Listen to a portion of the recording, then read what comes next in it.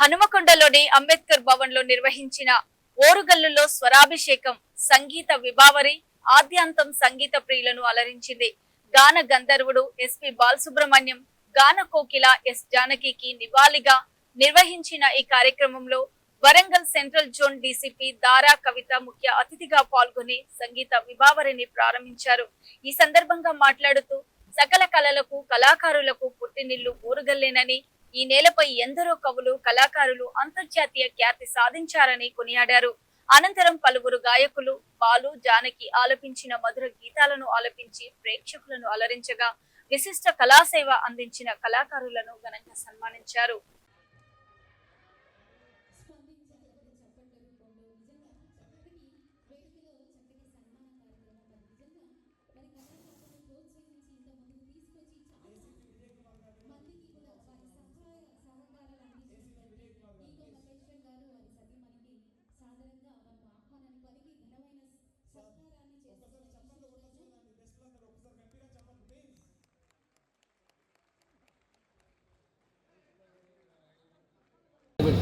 నాకు దక్కిన గౌరవం కాదు, మన జిల్లాకు దక్కిన గౌరవం. వాస్తవంగా మన ఓరుగల్లు కలమ్మ తల్లి పుట్టినీళ్ళు నిజంగా ఈ గౌరవం, ఈ అవార్డు, ఈ సన్మానం నిజంగా నాకు బాధ్యతను పెంచింది. కాబట్టి రాబోయే రోజుల్లో ఇంకా చాలామంది కళాకారులను తయారు చేసి సినీ రంగంలో కానీ నాటక రంగంలో కానీ సినీ రచయితలు కానీ నాటక రచయితలు కానీ రాబోయే యువతను తయారు చేసి వాళ్ళను కూడా కళారూపాలు కల్పించాలన్నదే నా యొక్క సంకల్పం.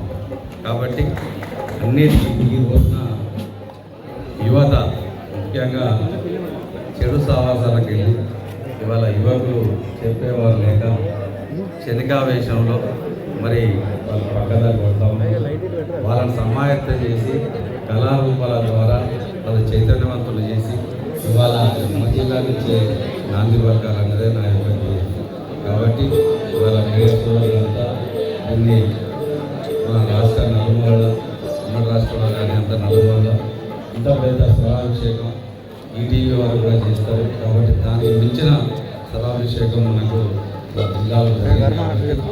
అది కొంత గర్వకారణం అని చెప్పి చేస్తూ రాబో రోజుల్లో కూడా ఇంకా ఎన్నో కార్యక్రమాలు చేసే నిజంగా కూడా ఇక్కడ ఆత్మకూరులో కూడా ఒక సినిమా షూటింగ్ నడుస్తున్నది. ఆ సినిమా షూటింగ్ కూడా మేము దగ్గర కూడా మా జిల్లాలో తీయాలని చెప్పి సంకల్పం చేస్తాం. కళాకారులంతా కూడా ఇక్కడే వస్తున్నారు. కాబట్టి అది కూడా తెలుస్తున్నది.